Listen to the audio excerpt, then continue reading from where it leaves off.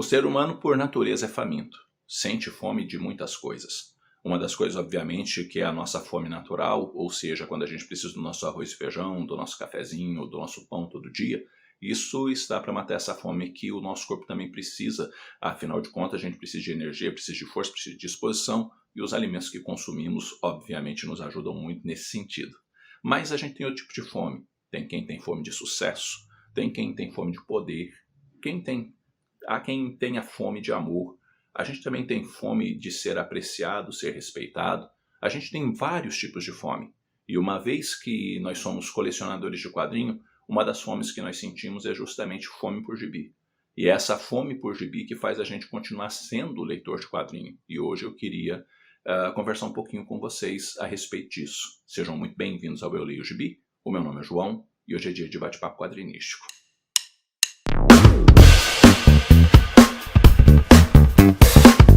Quando a gente começa a colecionar quadrinho, a gente sente uma fome muito doida. E essa fome é despertada justamente naquele momento em que a gente encontra o quadrinho ideal. Que quadrinho ideal? Aquele quadrinho que, quando a gente consumiu aquela história, despertou dentro de nós o anseio pelo colecionismo, despertou dentro de nós a paixão pela nona arte. Às vezes não é o primeiro gibi que a gente leu, nem o segundo ou o terceiro. Em algum momento isso acontece e vira uma chave dentro de nós em que a gente se desperta para essa realidade da nona arte e fica faminto por gibi. E essa história marca tanto a gente que ela sempre tem um lugarzinho no nosso coração, porque ela é a semente que brotou. A raiz que realmente entrou ali na boa terra, digamos assim, e fez com que nós nos apaixonássemos por quadrinhos. E não só nos apaixonássemos por quadrinhos, como buscássemos horizontes cada vez maiores para os quadrinhos. Sejam eles lá com os super-heróis, sejam com as graphic novels, com os quadrinhos europeus, com os mangás, com os quadrinhos africanos, argentinos e por aí adiante.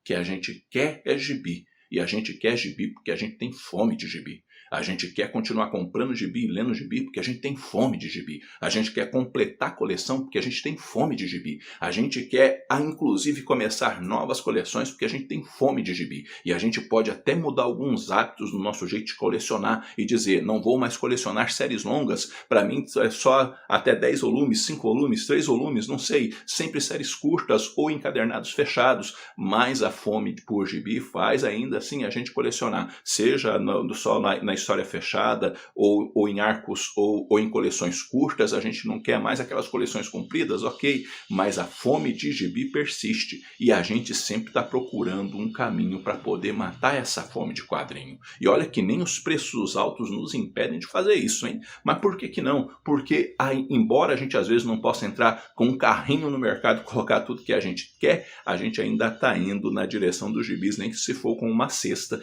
e colocar dentro daquelas cestas alguns itens que nos façam saciar essa fome de gibi que a gente tanto tem.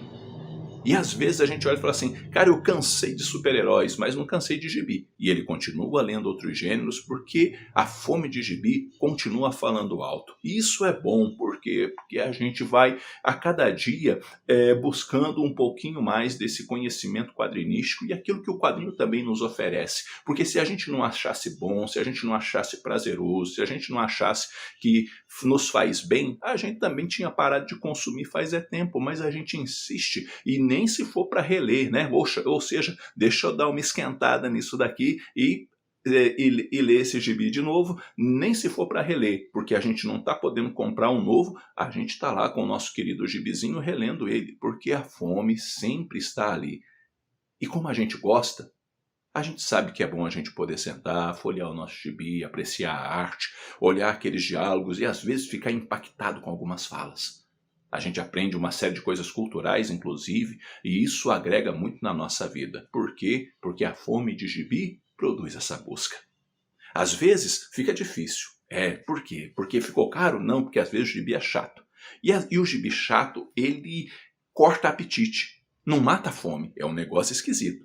Como assim? É igual quando você está comendo alguma coisa, você dá uma mordida muito forte na língua e parece que você não quer comer mais, sabe? Parece que a sua fome desaparece, porque se deu aquela mordida forte na língua, ou uma mordida no canto da boca, ou sei lá, acabou dando uma afta, algumas aftas na sua boca, e por conta daquelas aftas você não está conseguindo comer direito, porque quando você tenta comer, aquela dor desperta de uma forma muito grande que corta a sua fome. Gibi ruim provoca isso, ele nunca mata a fome.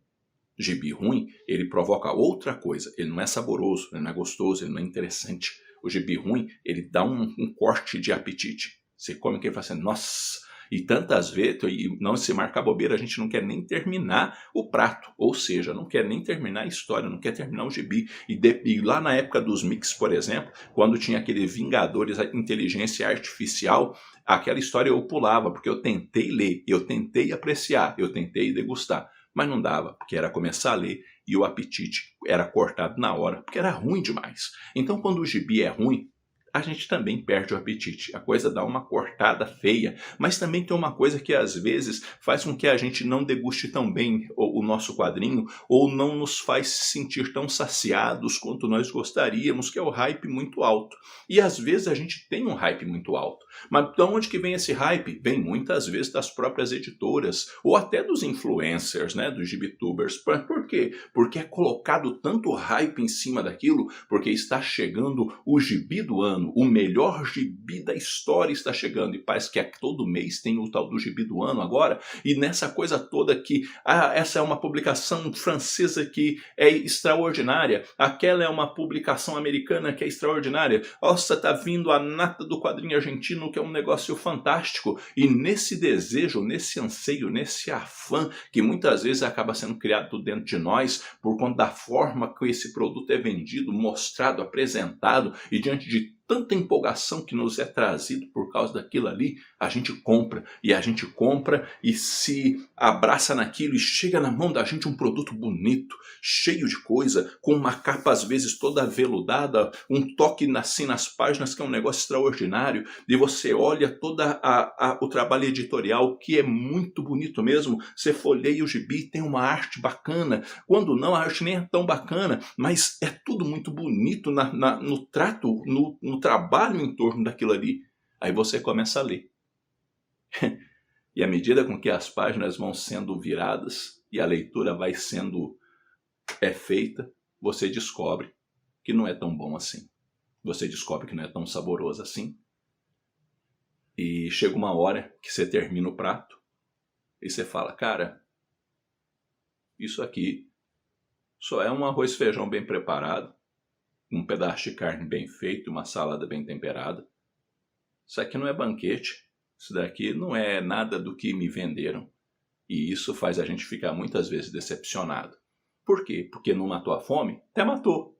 Mas o que a gente estava esperando era um negócio delicioso e não tão somente uma coisa gostosa, uma coisa bacana, um negócio que a gente apreciou, mas não era isso tudo que nos foi vendido, justamente por conta do hype exagerado que foi colocado naquilo ali.